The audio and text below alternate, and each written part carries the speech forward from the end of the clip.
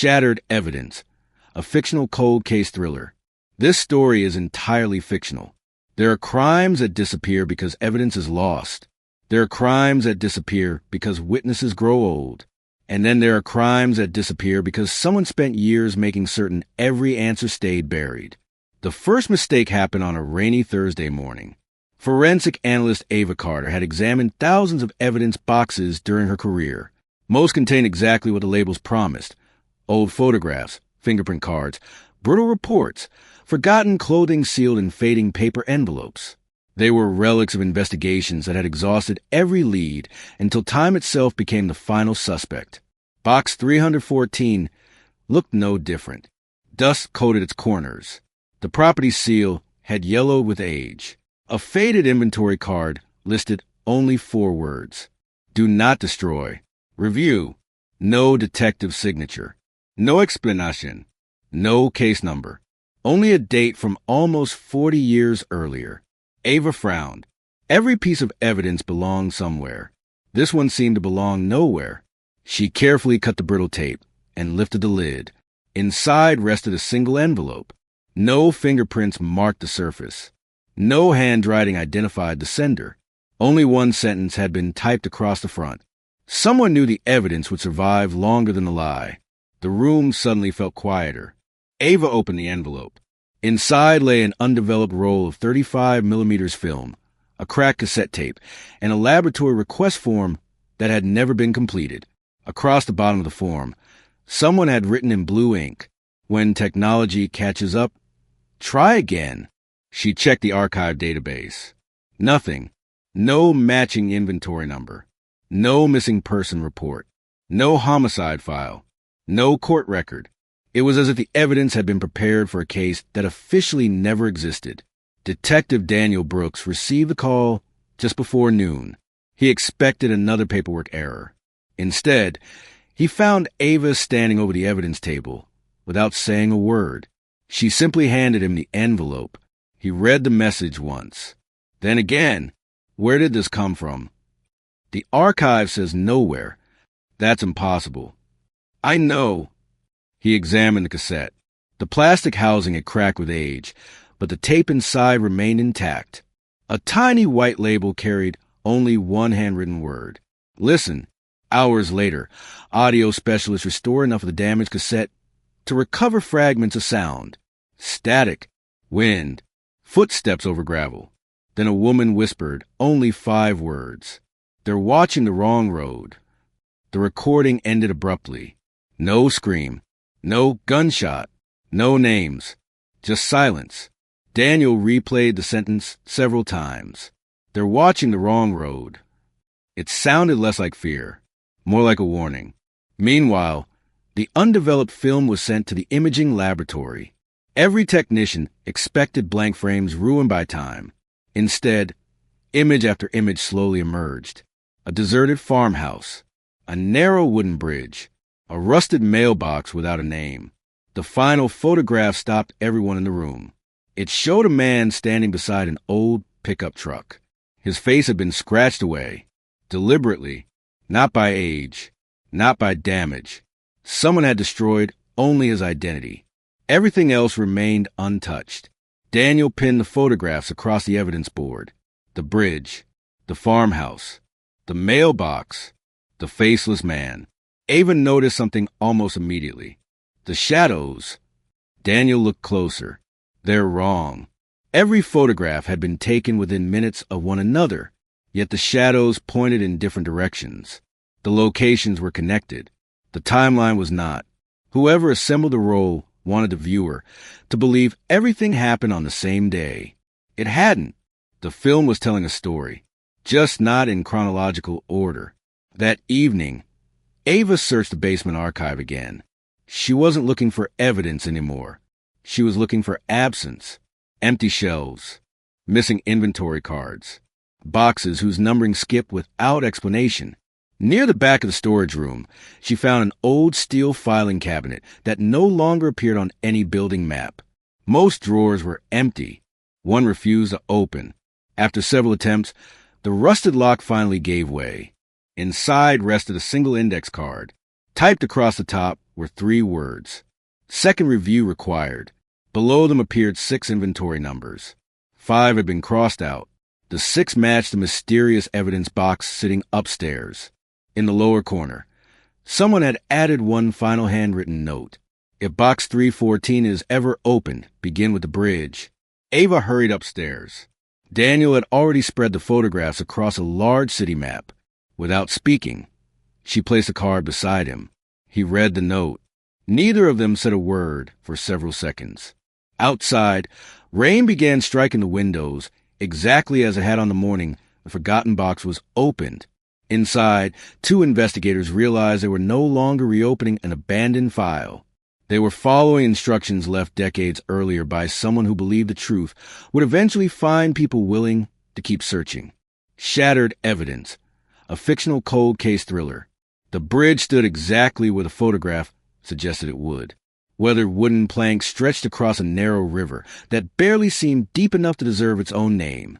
Moss clung to the support beams. Rusted bolts protruded from warped timber.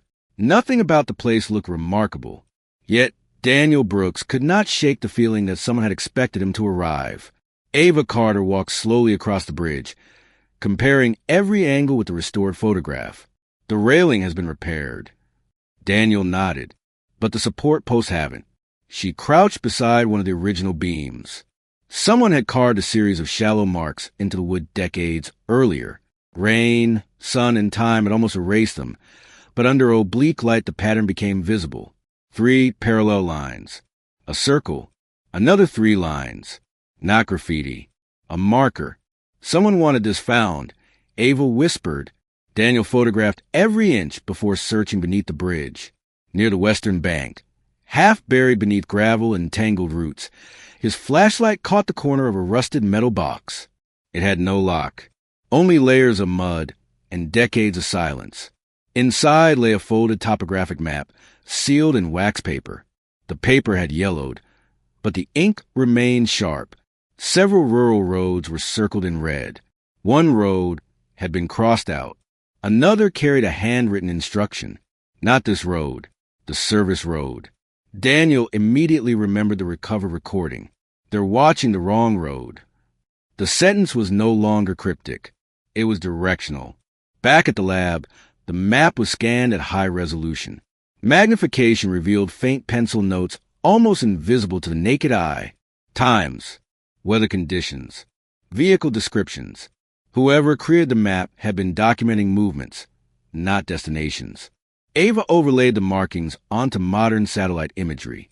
Most of the roads still existed. One did not. The old service road had disappeared beneath a dense forest after years of abandonment. It wasn't removed, she said quietly. It was forgotten. Daniel looked at the screen. Then that's where we go. The following morning, they hiked along what remained of the overgrown track. Nature had reclaimed nearly everything. Tree roots split the old gravel path.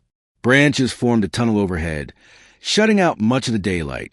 About a mile into the forest, Ava stopped. Look! A rusted mile marker leaned sideways beneath creeping vines. Someone had painted a small white arrow on its back. Not recently. Long ago, the paint had faded almost to gray. The arrow pointed away from the road, into the trees. They followed it. After another 100 yards, the forest opened into a clearing. Only the cracked concrete foundation of a small maintenance building remained.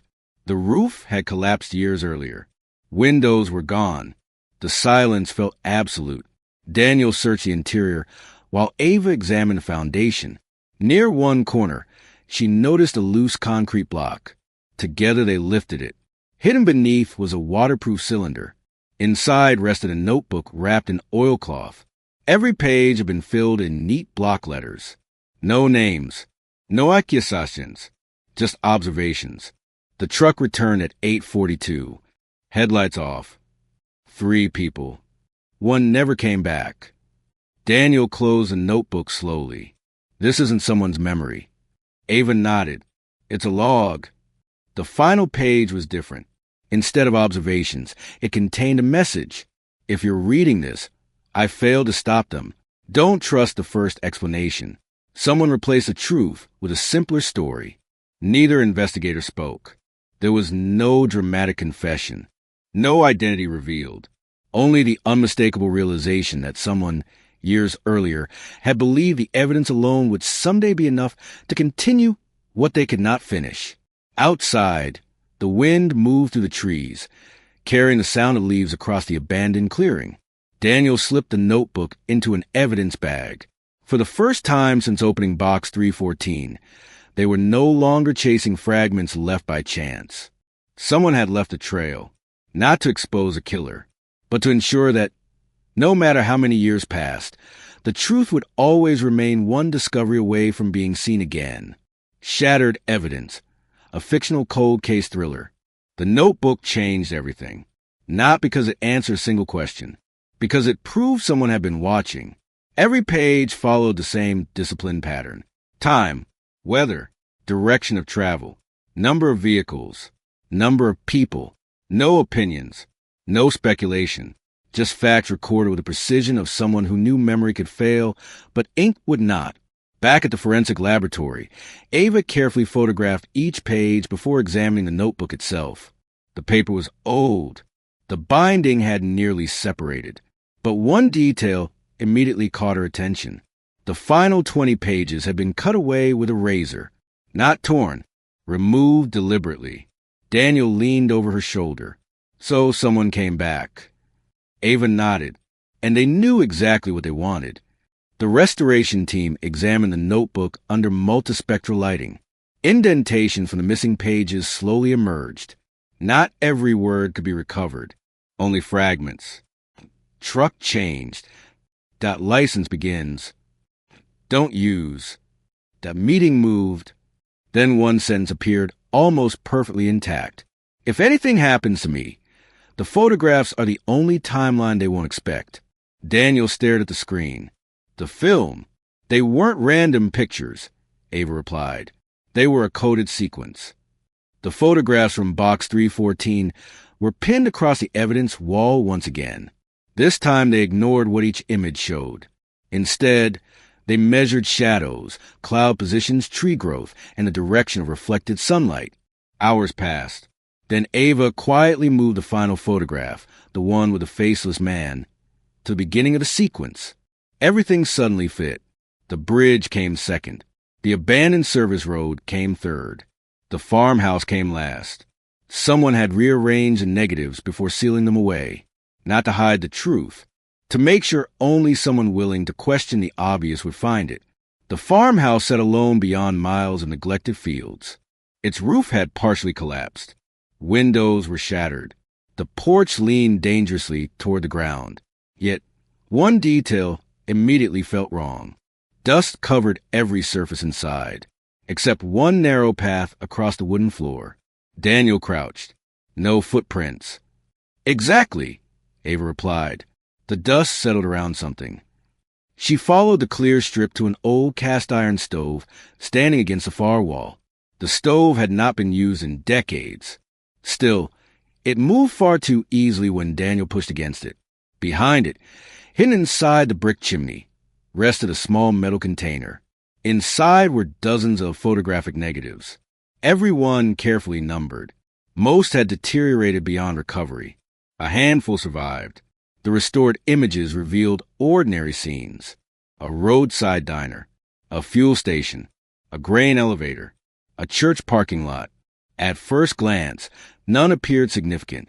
Then Ava noticed the same dark pickup truck parked in every photograph.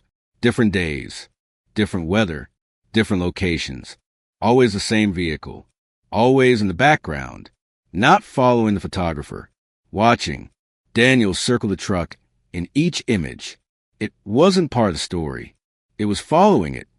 Late that evening, while reviewing the negatives frame by frame, Ava paused on one image that had nearly been discarded because of damage. A reflection in the diner's front window showed someone holding the camera. Only a silhouette, no face, but hanging from a photographer's shoulder was a distinctive leather satchel. Daniel immediately opened the evidence envelope from box 314, the laboratory request form. Along one corner appeared the faint imprint of a manufacturer's logo. the same satchel. The photographer and the person who assembled box 314 were almost certainly the same individual, not an anonymous witness. The architect of the entire trail. A heavy silence settled over the investigation room. The board was no longer filled with disconnected clues. It showed intention. Someone had documented movements, hidden evidence in multiple locations, reordered photographs, recorded warnings, prepared instructions, then vanished before revealing why.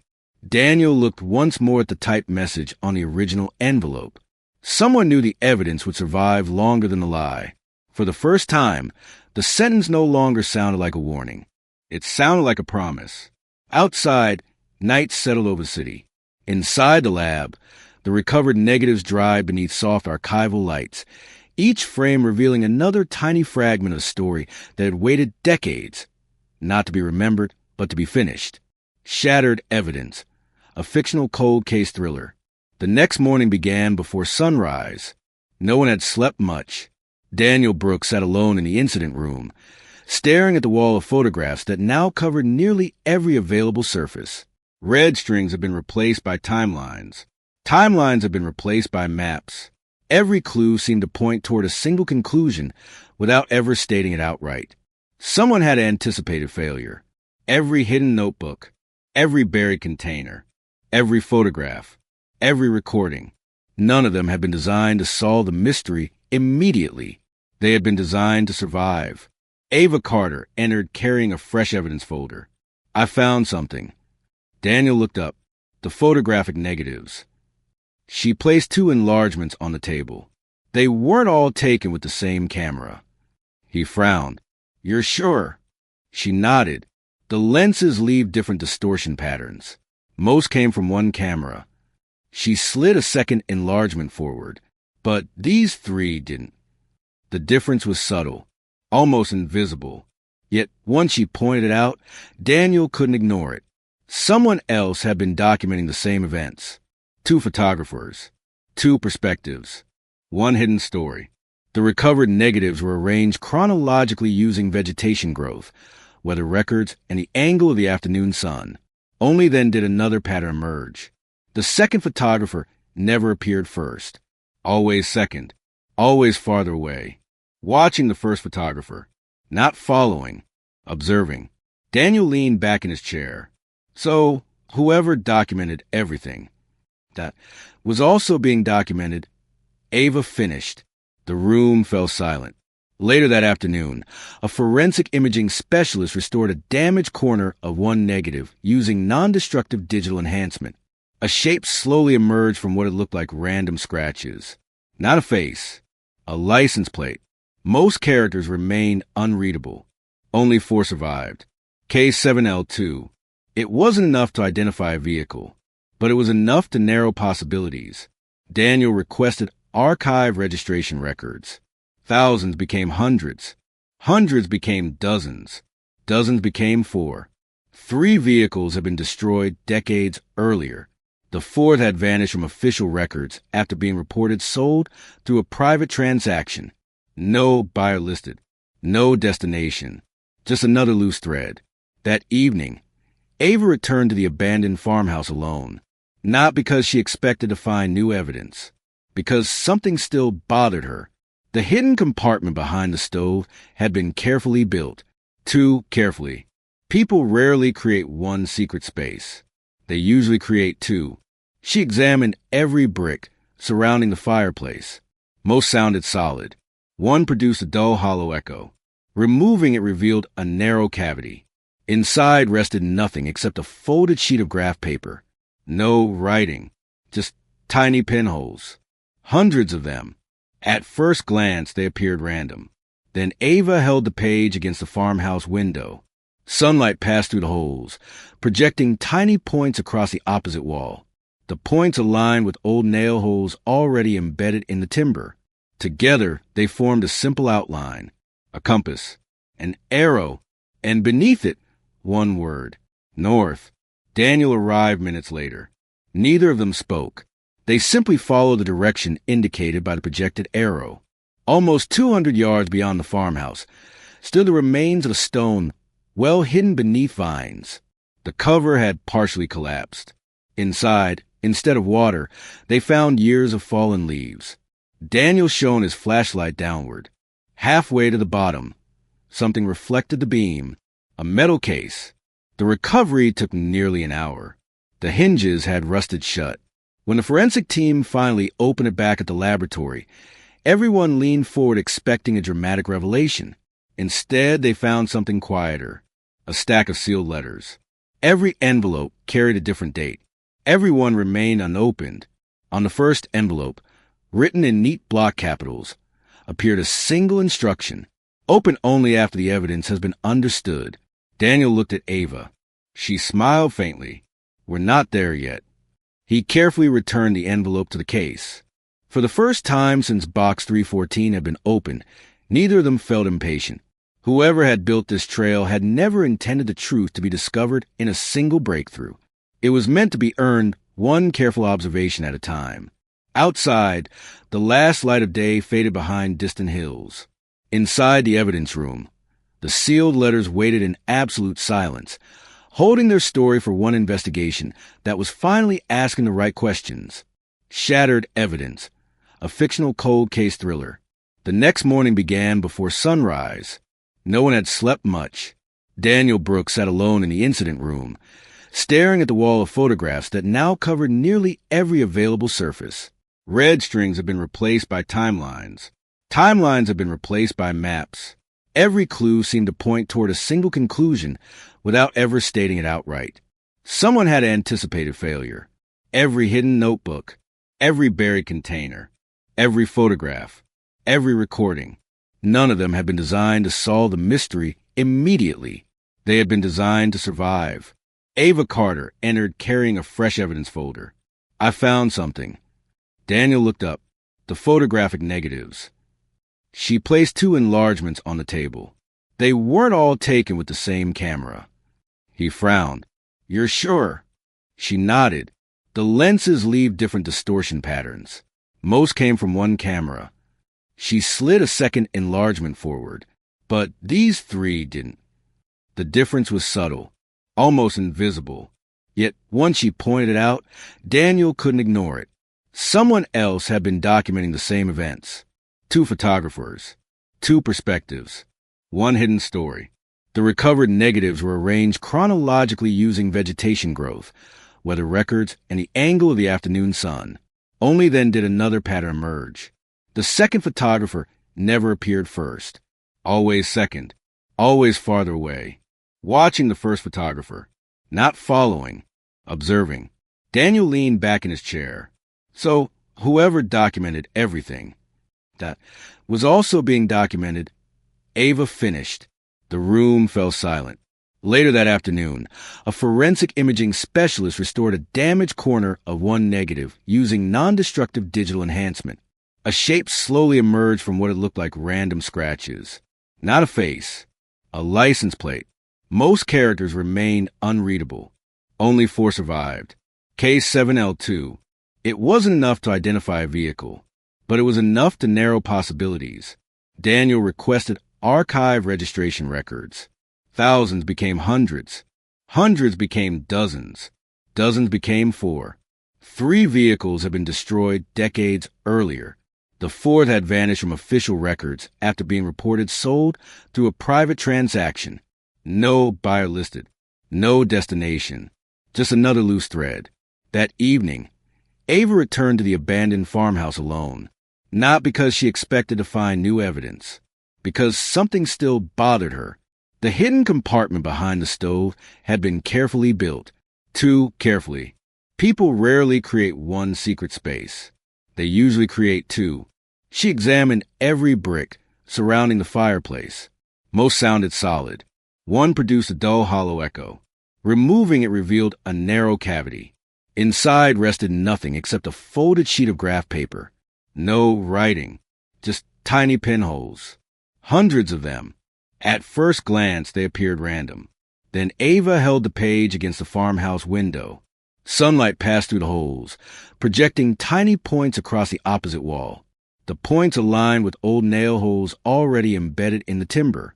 Together, they formed a simple outline, a compass, an arrow, and beneath it, one word, north. Daniel arrived minutes later. Neither of them spoke. They simply followed the direction indicated by the projected arrow. Almost 200 yards beyond the farmhouse stood the remains of a stone well hidden beneath vines. The cover had partially collapsed. Inside, instead of water, they found years of fallen leaves. Daniel shone his flashlight downward. Halfway to the bottom, something reflected the beam, a metal case. The recovery took nearly an hour. The hinges had rusted shut. When the forensic team finally opened it back at the laboratory, everyone leaned forward expecting a dramatic revelation. Instead, they found something quieter, a stack of sealed letters. Every envelope carried a different date. Every one remained unopened. On the first envelope, written in neat block capitals, appeared a single instruction: open only after the evidence has been understood. Daniel looked at Ava. She smiled faintly. We're not there yet. He carefully returned the envelope to the case. For the first time since Box 314 had been opened, neither of them felt impatient. Whoever had built this trail had never intended the truth to be discovered in a single breakthrough. It was meant to be earned one careful observation at a time. Outside, the last light of day faded behind distant hills. Inside the evidence room, the sealed letters waited in absolute silence, holding their story for one investigation that was finally asking the right questions. The Glass Labyrinth, a fictional mystery thriller. No one remembered who had built the maze. That was the first strange thing. The second was that every map of Blackridge showed something different. On older maps, the hill overlooking the town was empty. On newer maps, a narrow footpath climbed toward a circle of trees. Local children claimed an abandoned greenhouse stood there, hidden beneath ivy and broken glass. Older residents insisted nothing had ever existed on the hill at all. Architect Mara Ellison dismissed the stories as local folklore until a survey drone photographed something impossible. Beneath the tangled canopy, sunlight reflected from hundreds of shattered glass panels arranged in perfect geometric lines. The image looked less like a ruin and more like a puzzle waiting to be assembled. She hiked to the hill the next morning. The climb was steep. Mist clung to the trees, muting every sound except the crunch of leaves beneath her boots. Then the forest ended. Before her stood the remains of an enormous Victorian glass house. Its iron framework still reached toward the sky like the ribs of some forgotten giant. Most of the panes had shattered decades earlier. Those that remained reflected the morning light into dazzling fragments that danced across the overgrown floor. A weathered brass plaque rested beside the entrance. The inscription had almost disappeared. Only 4 words remained legible. Follow the light. Mara stepped inside. The air felt strangely still. Rows of cracked glass walls stretched in every direction, dividing the greenhouse into dozens of narrow corridors. At first they seemed random. Then she noticed something. Every corridor reflected the sunlight differently. Some glowed warm gold. Others shimmered with pale blue light. One passage remained completely dark. She chose the brightest path. 10 minutes later, she emerged exactly where she had started. She frowned. She tried again. Different corridor. Same result. The maze was not circular. It simply redirected every wrong choice. Only after nearly an hour did she stop walking and begin observing. A single ray of sunlight entered through a broken roof panel. It struck one pane, then another, then another. The reflections formed a continuous line leading through the labyrinth. Not random. Designed. She smiled. The building had never been intended to trap visitors. It expected them to pay attention. Step by step, she followed the chain of reflected light until the maze opened into a circular chamber hidden at its center. Unlike the ruined corridors outside, this room remained almost untouched. A crystal prism hung from the ceiling. As sunlight passed through it, hundreds of tiny rainbows spread across the walls.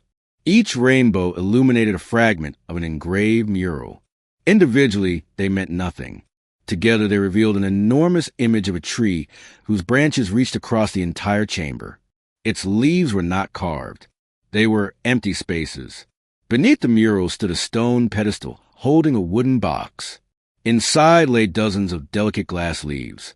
Every leaf bore a different engraved word: curiosity, patience, memory, kindness, wonder.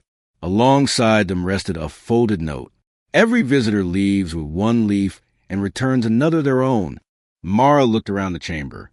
Small hooks covered the stone tree. Some held glass leaves. Hundreds remained empty. She understood. This place had never been about solving a mystery. It had been built as a living work of art. Every traveler contributed something. Every generation expanded it. She selected the leaf engraved wonder and slipped it carefully into her pocket. From her sketchbook, she tore a blank page and wrote one word: hope. She folded the paper into the shape of a leaf and placed it on an empty hook. Sunlight shifted. The paper glowed among the crystal leaves. For a brief moment, the tree looked complete. Then the light moved again, reminding her that no masterpiece is ever truly finished. Outside, the wind stirred the branches surrounding the forgotten greenhouse. Inside, the glass labyrinth waited quietly for its next visitor. Not to test her sense of direction, but to ask a far more difficult question. What will you leave behind for someone you've never met? The Glass Labyrinth, a fictional mystery thriller. Mara returned to Blackridge convinced she had imagined half of what she had seen. The crystal leaves, the hidden chamber, the tree of empty branches. They felt more like fragments of a dream than a place that could exist only a few miles from town. Yet when she emptied her backpack that evening, the delicate glass leaf, engraved with wonder, rested inside, catching the orange glow of the setting sun. It was real. Over the next several days, she searched local archives for any record of the greenhouse. There were photographs of farms, churches, mills, and railway stations. Nothing resembling the immense glass structure hidden on the hill. Then, buried inside an uncatalogued box of architectural sketches, she found a single unsigned drawing. It showed the greenhouse exactly as it must have looked when it was first completed. Sunlight poured through thousands of flawless glass panels. People wandered peacefully through the corridors. Children laughed beneath flowering vines. Musicians performed inside the central chamber beneath the crystal prism. Across the bottom margin, written in elegant script, appeared a single sentence: a building should change everyone who enters it. The following morning, Mara climbed the hill again. This time she noticed details she had overlooked before. Tiny symbols etched into the remaining panes. Not letters, not numbers. Simple shapes. A bird, a key, a lantern, a river. Each symbol appeared only once. She traced them onto paper as she explored. When arranged in the order she had encountered them, they formed a path leading not toward the central chamber but beyond it. At the rear of the greenhouse, almost completely hidden beneath ivy, stood a narrow iron gate she had somehow missed during her first visit. The hinges protested softly as it opened. Beyond lay a garden unlike anything outside. Wildflowers covered every inch of the ground. Stone pathways wound gently between flowering trees. Small fountains whispered beneath climbing roses. Nature had reclaimed the place without destroying it. Instead, it had completed it. Near the center of the garden stood a circular stone bench surrounding an ancient oak. Suspended from its branches were hundreds of tiny glass leaves. Unlike those inside the labyrinth, these bore handwritten names. Not famous names. Ordinary ones. Some had begun to fade with time. Others looked almost new.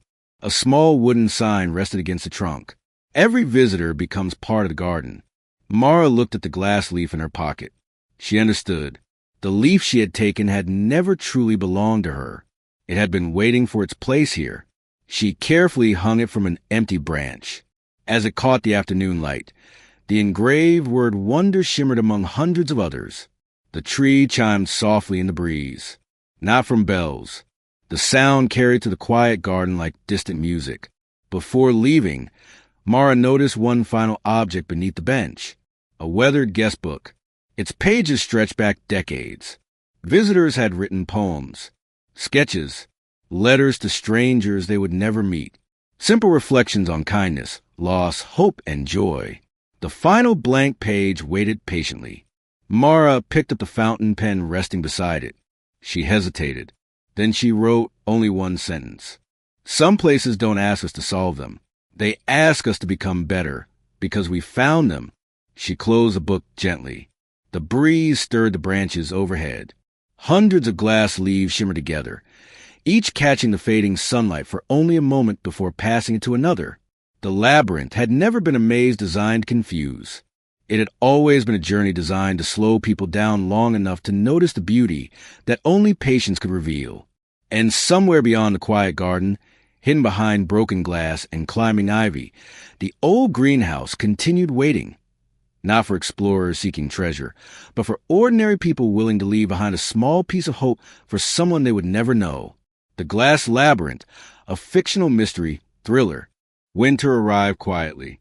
The first snowfall transformed the forgotten greenhouse into something almost unreal. Frost traced delicate patterns across the remaining panes of glass, while the iron framework shimmered beneath a blanket of white.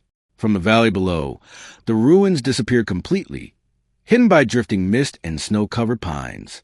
Mara found herself returning every weekend, not because she was searching for another secret. Each visit revealed something different. The labyrinth never changed. The light did. On the shortest day of the year, just after sunrise, a narrow beam of golden light slipped through a broken section of the roof. It struck the great crystal prism in the central chamber.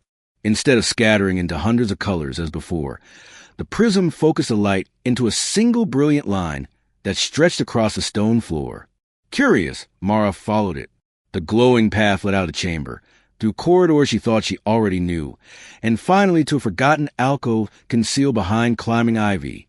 There she found a wooden workbench covered with dust. Glass-cutting tools lay exactly where someone had left them decades earlier. Sheets of colored glass leaned carefully against the wall, untouched by time.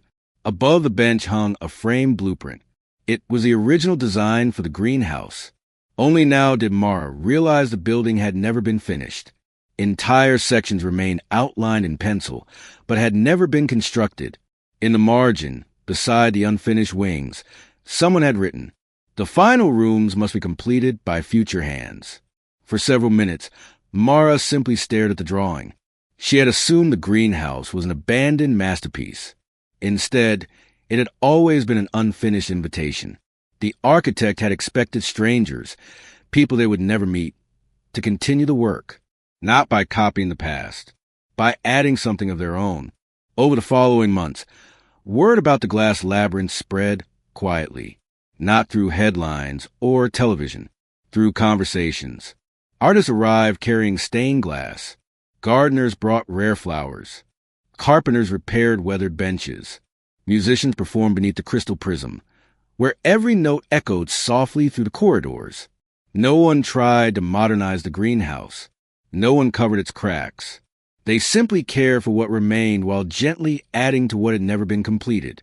The labyrinth became neither a museum nor a ruin. It became a living place. One spring morning, a little girl wandered to the restored garden, holding a small blue piece of sea glass she had found on a distant beach. She approached Mara shyly. "Can this belong here?" Mara smiled. "I think it already does." Together they placed a tiny fragment into an empty section of an unfinished stained glass window. When sunlight passed through it, a single blue ray appeared on the opposite wall. The girl laughed. It made its own color. "No," Mara replied softly. "It brought one that was missing." Years later, visitors often asked who had restored the Glass Labyrinth. No single name appeared on the entrance plaque. Instead, a simple inscription welcomed everyone who stepped through the old iron gates. Built by one dreamer, finished by many, never complete. People entered expecting to explore a mysterious ruin. Most left carrying something far less tangible. A renewed sense of curiosity, the courage to create, the quiet realization that the most meaningful places are not those preserved exactly as they were, but those that continue to grow because each generation leaves behind a little more light than it found. And every evening, as the sun dipped below the hills, thousands of color reflections drifted across the labyrinth's ancient walls, reminding every visitor that even broken glass can become something breathtaking when enough light finds its way through. The Glass Labyrinth, a fictional mystery thriller. The years passed, But the glass labyrinth never looked the same twice. In spring, flowering vines climbed the old iron arches until the greenhouse seemed woven from blossoms instead of steel. In summer, shafts of sunlight painted the corridors with shifting rivers of color. Autumn scattered golden leaves across the stone paths, where they mingled with thousands of reflections dancing across the floor. Winter transformed every remaining pane into crystal lace. Visitors soon realized they could return 100 times and never experience the same labyrinth twice. It wasn't the walls that changed. It was the light. One afternoon, Mara noticed something she had never seen before. Near the entrance stood a young man sketching the greenhouse with remarkable precision. Unlike the tourists who admired the colors, he ignored the stained glass entirely. Instead, he measured every arch, every beam, every angle. When he finally closed his notebook, Mara approached him. "You draw like you're trying to rebuild it." He smiled. "Not rebuild. Understand." He introduced himself as Julian Mercer, a structural engineer fascinated by forgotten architecture. For weeks they explored every corner together. Julian believed every building carried the personality of its creator. The glass labyrinth, however, felt different. It wasn't designed to impress people, he said one evening. It was designed to change them. Mara laughed softly. "I've been trying to explain that for years." As restoration continued, volunteers uncovered a narrow spiral staircase hidden beneath climbing ivy near the eastern wing. The steps descended into a cool underground chamber untouched by weather. Unlike the colorful greenhouse above, this room was built entirely from pale stone. There were no windows, no reflections, only silence. At its center stood a circular table carved from white marble. Embedded into its surface was a simple brass compass. The needle never pointed north. Instead, it slowly rotated before settling toward whichever staircase someone had used to enter. Julian frowned. "That's impossible."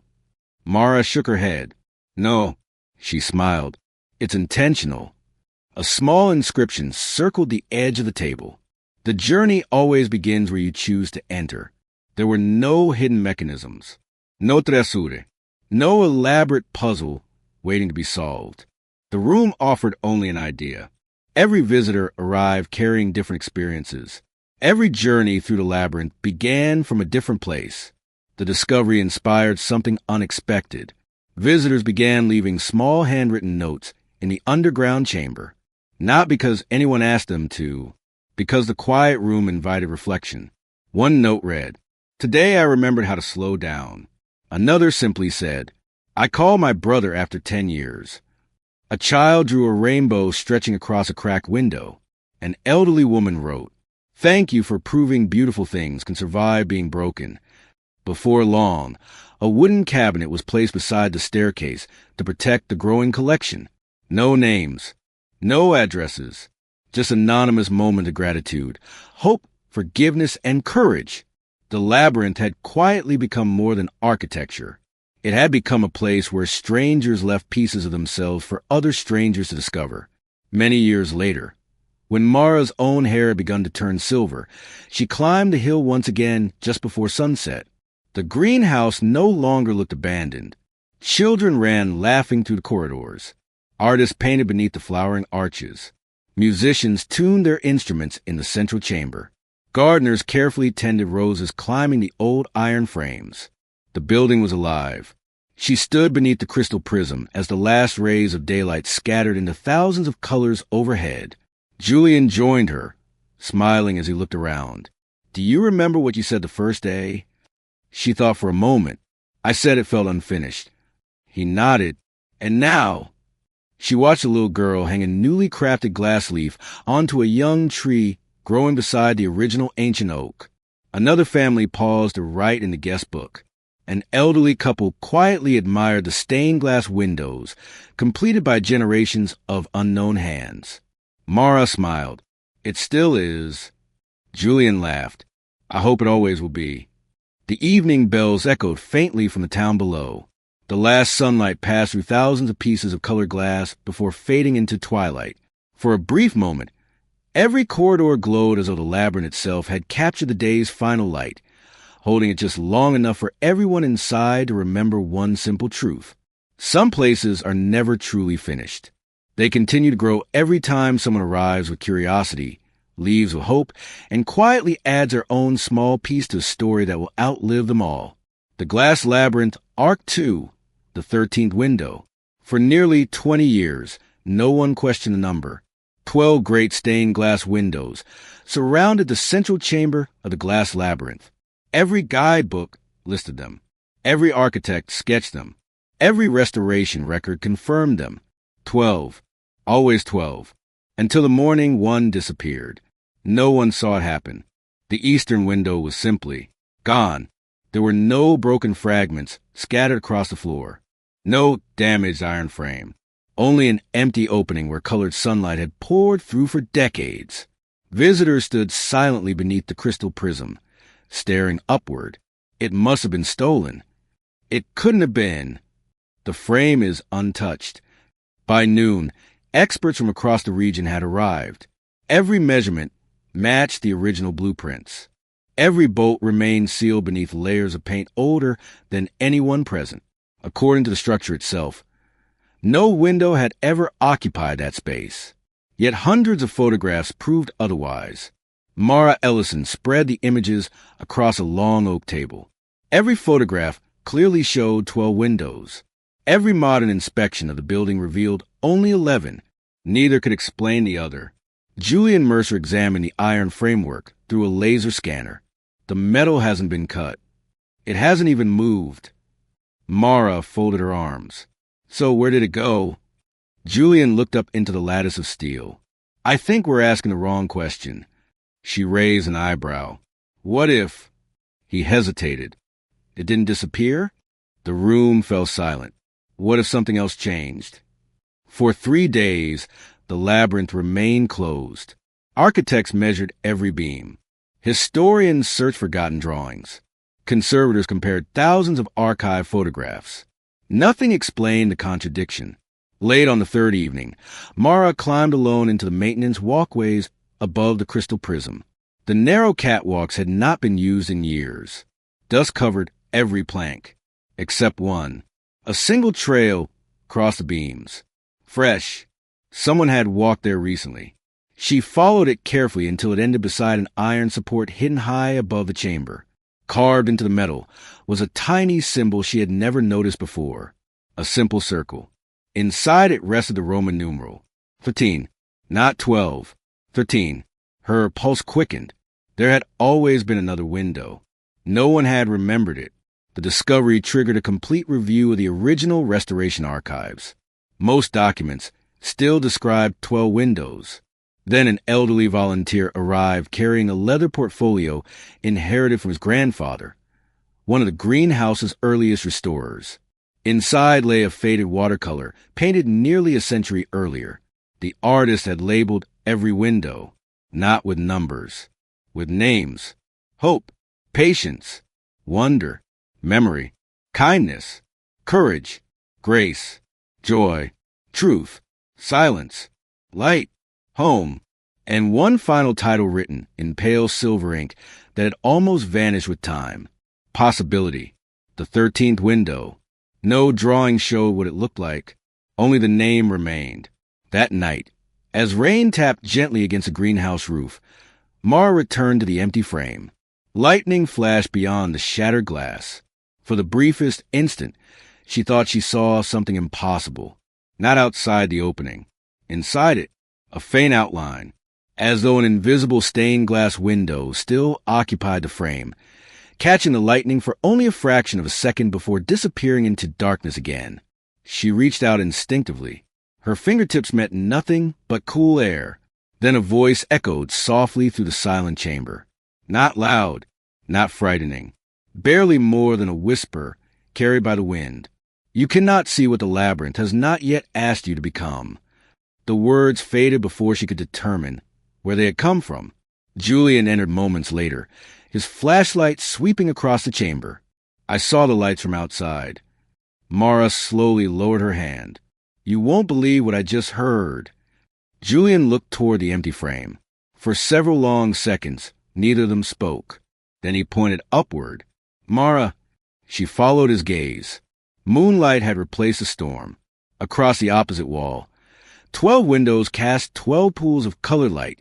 Between them shimmered a 13th, pale, silver, almost transparent, visible only for a heartbeat before vanishing once more. The labyrinth had revealed another mystery, not hidden beneath the earth, not locked behind secret doors, hidden instead within memory itself. Somehow, an entire window had been forgotten by history, yet the building had never forgotten.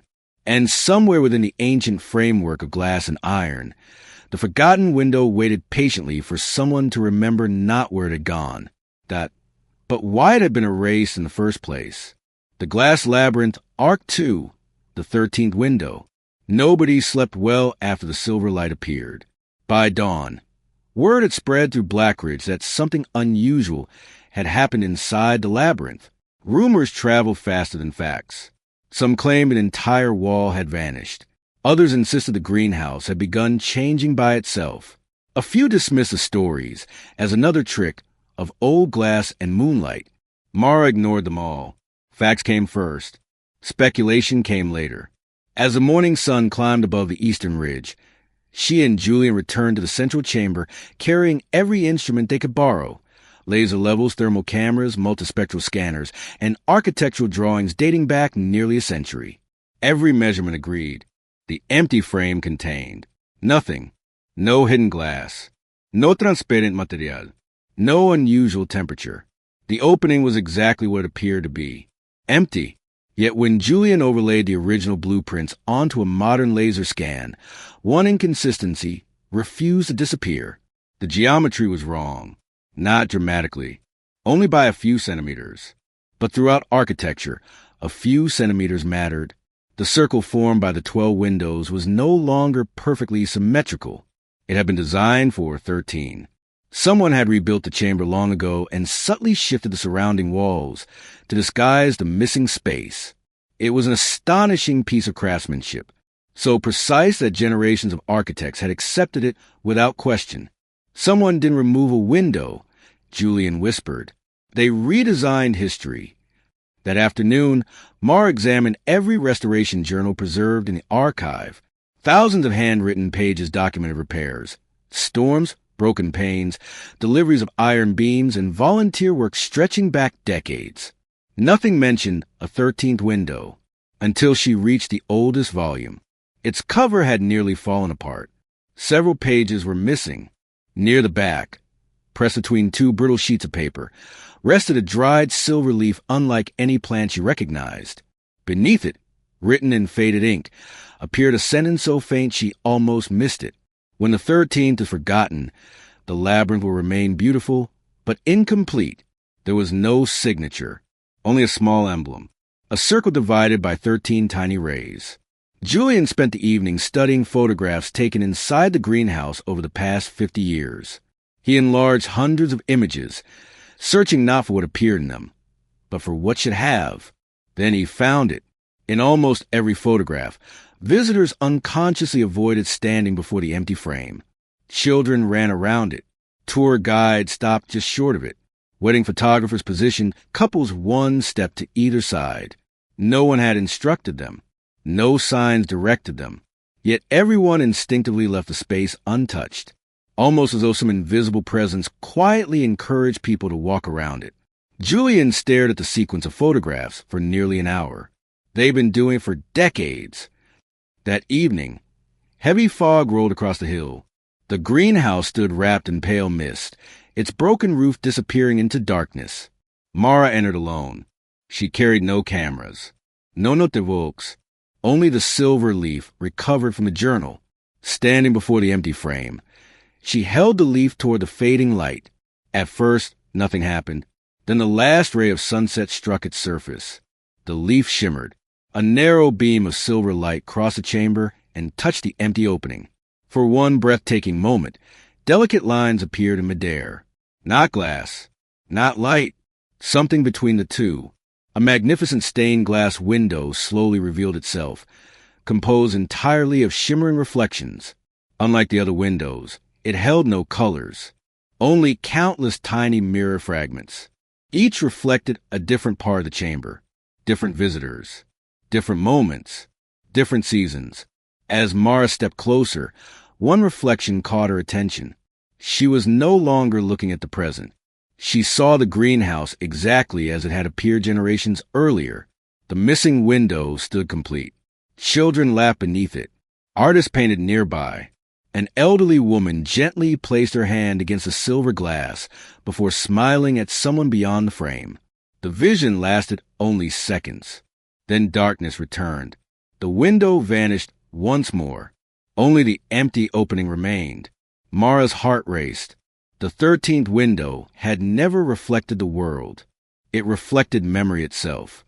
Somehow, the labyrinth had preserved echoes of every generation that had ever stood before it. Not in photographs, not in journals, within the glass. Outside, the evening bell from Blackridge echoed softly across the valley. Inside the silent greenhouse, Mara slipped the silver leaf carefully into her pocket once more. She no longer believed they were searching for a missing window. They were searching for the forgotten reason it had once been considered the most important window of them all. The glass labyrinth arced to the 13th window. The following morning, the greenhouse remained closed to the public. A handwritten notice hung from the iron gates. Restoration in progress. Thank you for your patience. Only a handful of people knew the real reason. Inside the central chamber, Mara and Julian had recreated the exact conditions from the previous evening. Mirrors redirected sunlight through the crystal prism. The silver leaf rested on a velvet cloth at precisely the same angle. Every measurement was recorded to the millimeter. Nothing happened. The empty frame remained exactly that. Empty. Julian sighed and lowered the light meter. It isn't responding to the light. Mara nodded slowly. It's responding to something else. By noon, they had exhausted every scientific explanation they could think of. Temperature, humidity, seasonal angles, glass composition, magnetic fields. Every result was perfectly ordinary. The labyrinth refused to reveal its secret twice. As Mara packed away the equipment, her eyes drifted toward the old guest book resting beneath the ancient oak in the garden. Thousands of visitors had written in it over the years. She suddenly remembered something. The mysterious silver window had appeared only after she had reread one of the earliest entries the night before. Not immediately, but moments later. She hurried outside. The guest book was enormous now. Its earliest volumes had become too fragile for everyday use and were stored inside the archive. Carefully turning page after page, Mara searched for the oldest handwriting. Some entries contained only names. Others were poems. A few were sketches of flowers that no longer bloomed in the garden. Then she found an entry unlike the others. The ink had faded almost to invisibility. Only under soft afternoon light did the words become readable. Every window remembers a different truth. The 13th remembers the ones no longer remembered by anyone else. There was no signature, only a date. 87 years earlier. Julian compared the date with every document they possessed. A smile slowly crossed his face. The greenhouse closed for restoration that same week. So that's the week the architectural drawings changed. He spread 2 blueprints across the table. The first showed 13 windows. The second, created only days later, showed 12. Someone had revised the official plans almost immediately after the mysterious journal entry was written. Not because the building changed, because the records changed. History itself had been edited. Late that evening, a violent thunderstorm swept across Blackridge. Rain hammered against the glass roof while flashes of lightning illuminated the maze in brilliant white. The greenhouse stood empty except for Mara. She had no experiment planned, no hypothesis left to test. She simply sat beneath the crystal prism listening to the storm. As midnight approached, the rain suddenly stopped. Silence settled over the labyrinth. One final flash of distant lightning illuminated the empty frame. This time the silver window appeared instantly, not faintly, completely. Every mirrored fragment shimmered like liquid moonlight. Instead of reflecting the chamber, however, it reflected faces. Hundreds of them. Visitors from different generations.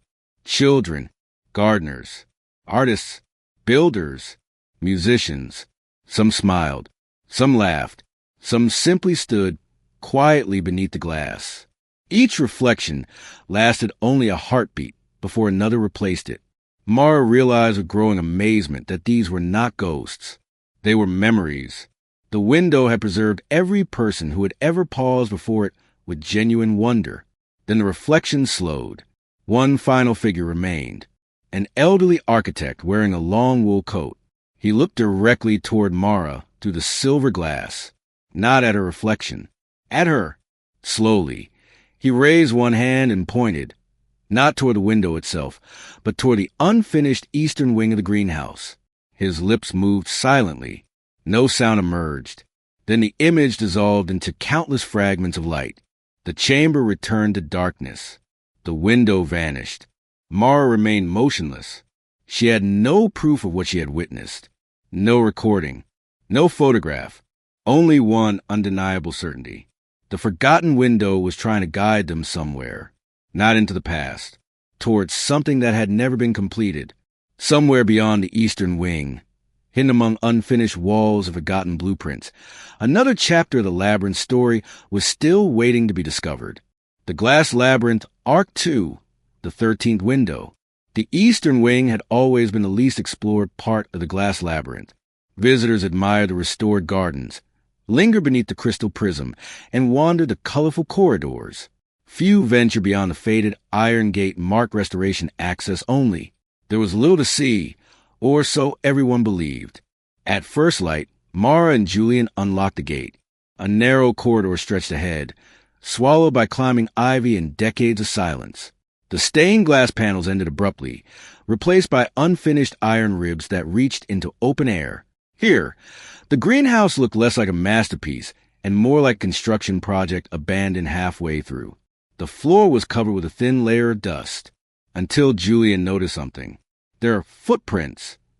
Not fresh, not old enough to have disappeared. A single set led deeper into the unfinished wing before stopping in front of a massive circular wall built from pale limestone. No dorgua, no windows, only smooth stone. Mara ran her hand across the surface. Why build a wall here? Julian unfolded the original blueprint. His eyes widened. This isn't supposed to be a wall. What is it supposed to be? He pointed to the faded drawing. A gallery. They spent the next several hours examining every inch of the stone. No hinges, no seams, no hidden locks. The wall appeared solid. Yet when Mara tapped gently near its center, the sound changed. Not dramatically. Just enough. Solid stone became a low, hollow echo. She smiled. Something's behind it. The blueprint offered one final clue. In the margin, almost erased by time, someone had written a single instruction. The gallery opens only when no one is searching for it. Julian laughed softly. That's wonderfully unhelpful. As afternoon sunlight shifted across the unfinished wing, a beam slipped to the broken roof and struck a small brass disc embedded in the floor. Neither of them had noticed it before. The disc reflected the light toward another polished plate hidden high on an iron column. Then another, and another. The chain of reflections slowly formed a complete circle around the stone wall. One final ray landed directly at its center. A deep metallic click echoed through the silent wing. Dust drifted from the ceiling. The circular wall began to move, not outward, sideways. Stone glided silently into surrounding structure, as though the mechanism had been waiting decades for that exact alignment of light. Beyond it lay a room untouched by time. Unlike every other chamber in the greenhouse, this one contained no broken glass, no Venus, no signs of decay. The walls were lined with shelves holding hundreds of carefully crafted crystal models, miniature bridges, libraries, gardens, observatories, theaters, schools. Each represented a place where people gathered, learned, or created together. At the center of the room stood a large wooden drafting table. Across its surface rested an unfinished architectural drawing. The title read, The House of Shared Stories. Mara looked around in amazement. This is another greenhouse. Julian slowly nodded. It's something much bigger. Pinned beside the drawing was a handwritten letter. The ink remained remarkably clear. If you have reached this room, then the labyrinth has already fulfilled its purpose. Its task was never to protect itself. Its task was to find the people capable of building what comes next. Silence settled over the chamber. For years, they had believed the glass labyrinth was the destination. Now it seemed it had only been the beginning. Julian carefully examined the architectural plans. The proposed building surrounded a vast public square. Instead of galleries filled with paintings or sculptures, every room was designed for people to contribute something of their own. Music, writing, craftsmanship, science, gardening, teaching. Every visitor will become both student and creator. At the bottom of the final page appeared the architect's personal motto. Buildings should not only shelter people, they should inspire them to build one another. Mara smiled. She finally understood why the 13th window reflected memories instead of colors. It had never existed to preserve the past. It existed to recognize those ready to carry its ideas into the future. As evening sunlight entered the hidden gallery, the crystal model scattered thousands of tiny reflections across the unfinished drawing. The room seemed to come alive, not with magic, with possibility. For the first time since discovering the glass labyrinth, Mara realized the greatest mystery had never been hidden behind secret doors or forgotten blueprints. It had been hidden inside a simple question the building had quietly asked every person who entered. What will you create that allows others to create even more? And somewhere beyond the hidden gallery, beyond the unfinished eastern wing, beyond the hill that overlooked Blackridge, the answer had already begun taking shape, waiting for the next dreamer brave enough to turn an impossible blueprint into something real. The glass labyrinth, Arc 2, the house of shared stories. For weeks, Mara and Julian told no one about the hidden gallery, not because they wanted to keep it secret, because they feared the room would disappear beneath crowds before they understood why it had been built. Every morning they returned with notebooks, cameras, and measuring tools. Every evening they left with more questions and answers. The crystal models lining the shelves appeared identical from a distance. Up close, each was unique. One represented a library whose walls were made entirely of books contributed by visitors. Another showed a concert hall with no permanent stage, allowing performers and audiences to exchange places. A third depicted a garden arranged not by professional landscapers, but by children planting whatever they imagined belonged together. None of the designs emphasized perfection. They celebrated participation. Julian carefully lifted one crystal model from its pedestal. Beneath it, etched into the polished stone shelf, were 8 simple words. The builder is never more important than the builder who follows. He read the sentence twice before looking at Mara. I've spent my career trying to design buildings people would admire. And now, he smiled quietly, now I think the best buildings are the ones people continue. In the center of the gallery stood the unfinished blueprint for the house of shared stories. For days it seemed incomplete. Then Mara noticed faint pencil lines extending beyond the edge of the paper. She placed another blank sheet beside it. The lines continued perfectly. The drawing had never ended. It had simply been waiting for another page. Piece by piece they assembled additional sheets hidden beneath the drafting table. The building grew larger with every page. Reading rooms opened into gardens. Gardens connected to workshops. Workshops overlooked theaters filled with movable walls. There was no grand entrance, no imposing facade. The architect had designed a place where every doorway felt equally welcoming. Near the final page, a handwritten note appeared in the margin. Architecture should never tell people where they belong. It should help them discover it. Late one afternoon, sunlight poured to the unfinished eastern wing. As it crossed the hidden gallery, every crystal model scattered tiny reflections onto the blueprint. The beams intersected. Rooms glowed one after another. Then the reflections gathered at a single point near the heart of the drawing. A small circle, no larger than a coin. Mara leaned closer. Inside the circle, invisible until illuminated, was another inscription. Begin here. There isn't even a room there, Julian observed. There is now. Without saying another word, Mara picked up a pencil resting on the table. For the first time in decades, someone added a line to the unfinished blueprint. Then another. She wasn't changing the architect's design. She was continuing it. Julian added a note describing a flexible studio where visitors could teach one another any skill they wished. Neither of them hesitated. The blueprint no longer belonged to the past. It belonged to everyone willing to imagine what came next. As dusk settled over Blackridge, the crystal models shimmered one last time before fading into the evening shadows. Mara rolled the expanded blueprint carefully and placed it back on the drafting table. The hidden gallery felt different now. Not complete. Alive. She glanced toward the corridor, leading back to the glass labyrinth. For years, she had believed the greenhouse guarded its greatest treasure behind locked passages and forgotten walls. She finally understood the truth. The treasure had never been the gallery. It had never been the 13th window. It had never even been the remarkable building itself. The true treasure was the courage to leave something unfinished. Not through neglect, but through trust that someone, someday, would care enough to continue the work. As they closed the hidden chamber for night, a soft breeze drifted through the eastern wing. Somewhere above, the remaining stained glass windows caught the last light of sunset. For just an instant, a pale silver reflection flickered across the stone floor.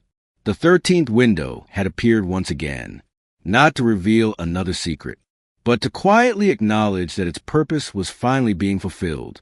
The glass labyrinth, Arc 2, the first stone. The news spread slowly, just as Mara had hoped, not through newspapers or television broadcasts, but through conversations carried from one person to another. There's a place where ideas are still being built. There is a blueprint no one person can finish. There is room for one more dream.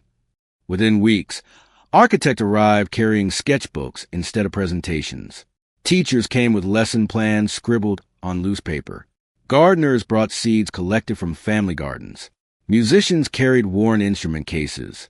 Woodworkers, glass artists, historians, engineers, poets, and children all crossed the old iron gate with the same uncertain expression. No one had been invited personally, yet everyone seemed to know they belonged. The unfinished blueprint remained at the center of the hidden gallery. Beside it lay a simple wooden box containing pencils of different lengths. No instructions, no signatures, only a brass plate engraved with a single sentence. Leave the drawing better than you found it.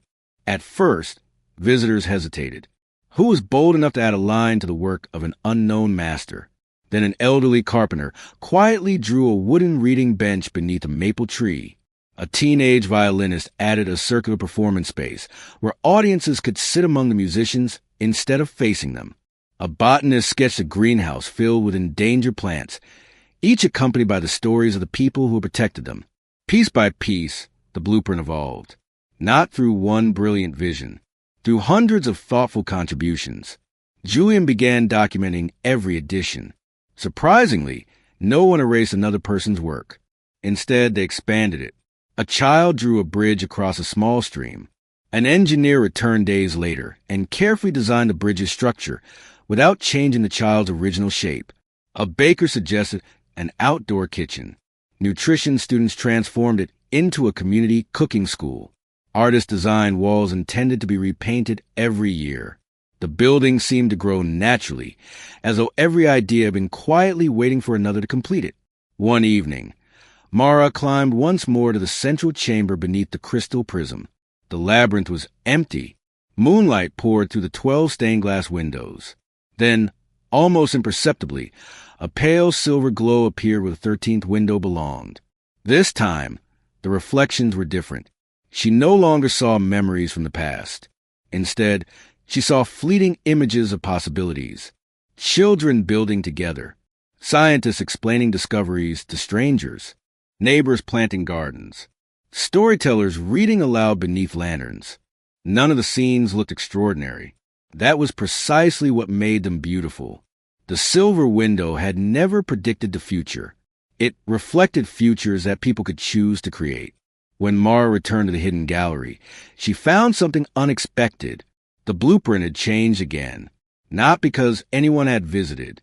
The fresh pencil lines added by dozens of contributors had somehow blended seamlessly into the original drawing. It was impossible to distinguish the century-old ink from the sketches made only days earlier. Julian examined the pages in disbelief. The paper hasn't changed. The story has. Mara smiled. The architect planned for this. She gently touched the corner of the blueprint. It was never meant to preserve one person's vision. It was designed to become everyone's.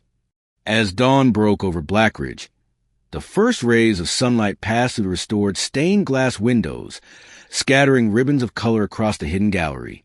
For a brief moment, every crystal model illuminated at once. Their reflections converged on the center of the blueprint, where a single new sentence appeared in shimmering silver light before slowly fading. Every masterpiece begins the moment someone believes they are allowed to add their own line. The light disappeared. The words vanished. But no one who witnessed them would ever forget. Outside, the old glass labyrinth stood quietly against the morning sky. It was still unfinished. And for the first time in its long history, everyone understood that was never a flaw. It was the promise that there would always be room for one more dreamer, one more builder, and one more story waiting to become part of something greater than any single generation could create alone. The glass labyrinth, Arc 2, the letter without a name. The first letter arrived on a Tuesday. It bore no stamp, no return address, no signature. Someone had slipped it beneath the iron gate before sunrise. Mara unfolded the heavy cream-colored paper with unusual care. Only a single sentence had been written in dark blue ink. The house of shared stories is already being built. You simply haven't found its first room. Julian read the note twice before looking up. I thought the blueprint was only a vision. So did I. Neither of them spoke again for several moments. If the anonymous message was true, then somewhere beyond a glass labyrinth, someone had quietly begun transforming imagination into reality.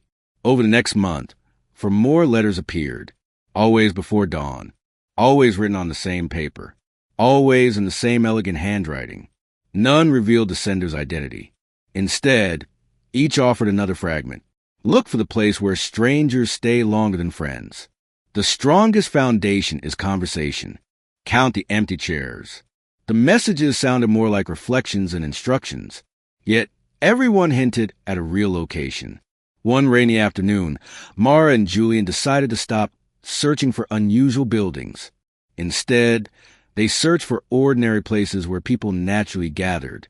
Libraries, community gardens, public workshops, small cafes, neighborhood parks. The clues no longer pointed toward hidden architecture. They pointed toward human connection. Late that evening, they entered an aging brick warehouse that had recently been converted into a shared workshop. Painters worked beside engineers. Woodworkers shared benches with robotic students. Children built miniature bridges from scrap timber, while retired craftsmen quietly offered advice. Nobody seemed to own the space. Everyone belonged to it. Julian slowly smiled. This feels familiar. Mara nodded. It feels like the blueprint. The workshop manager greeted them warmly. We've been expecting visitors. Mara froze. You know who we are? The woman laughed softly. No, I just knew someone would eventually come looking. She reached beneath the reception desk and produced an old leather folder. I was told to give you this. Inside rested a faded architectural sketch. Not of the glass labyrinth, not of the house of shared stories. It depicted dozens of small buildings scattered across different towns, connected not by roads but by flowing lines resembling threads. Across the top someone had written, "One building can inspire a city. A city can inspire the world." There was still no signature. As they left the workshop, the rain had stopped.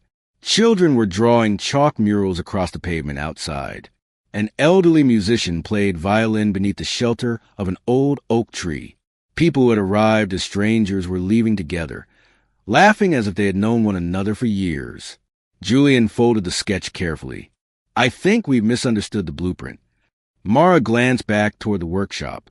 It was never about constructing one extraordinary building. No, it was about helping ordinary places become extraordinary. For the first time, the glass labyrinth no longer felt like the center of the story. It felt like the beginning of countless new ones. Somewhere, the anonymous author of the letters continued watching, not to test them, not to hide another mystery, but to ensure that the ideas born beneath the stained glass roof would keep traveling from one community to another. And on the hill above Blackridge, as evening sunlight filtered through the 12 familiar windows, a faint silver shimmer briefly appeared where the 13th window belonged, as though the labyrinth itself approved of a journey that had finally expanded beyond its own walls. The glass labyrinth, Arc 2, the cartographer.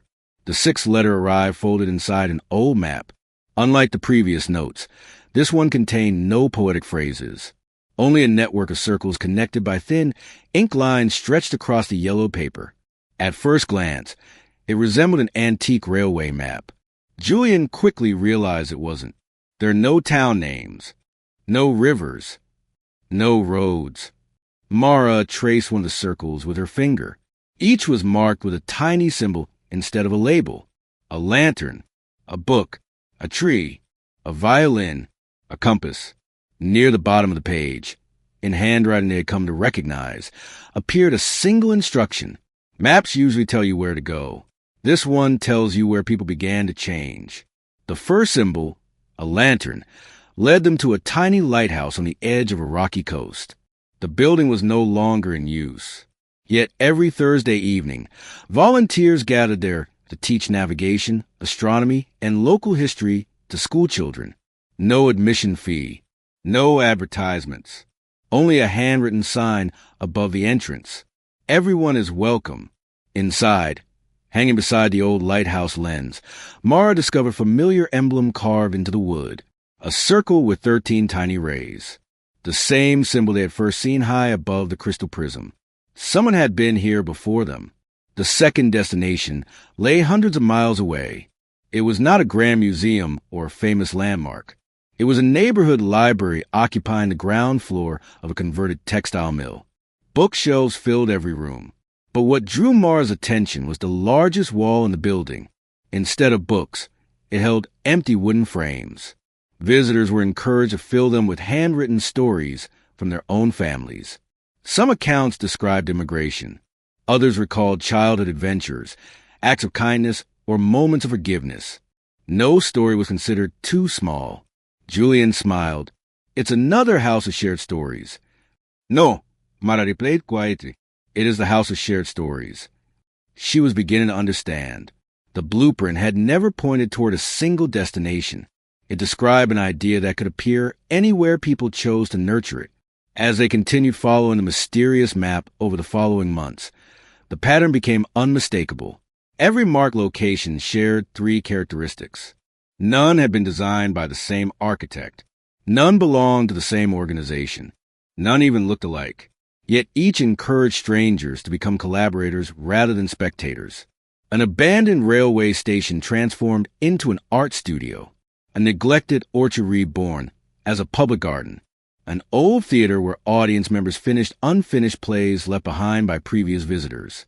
Every place seemed to carry the invisible signature of the glass labyrinth. Not in stone, not in glass, in spirit. One evening, after returning to Blackridge, Mara spread the map across the drafting table inside the hidden gallery.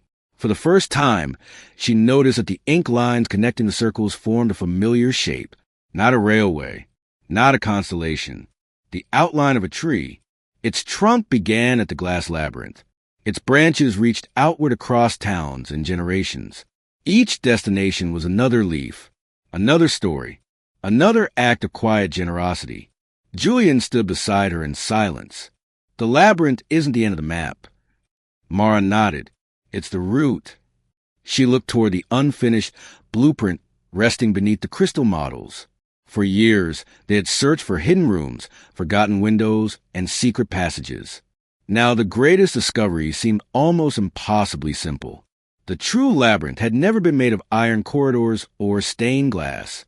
It was the invisible network created whenever one act of creativity inspired another and another, until people separated by hundreds of miles unknowingly became part of the same story. Outside, the evening breeze stirred the ancient oak in the garden, Hundreds of glass leaves chimed softly together.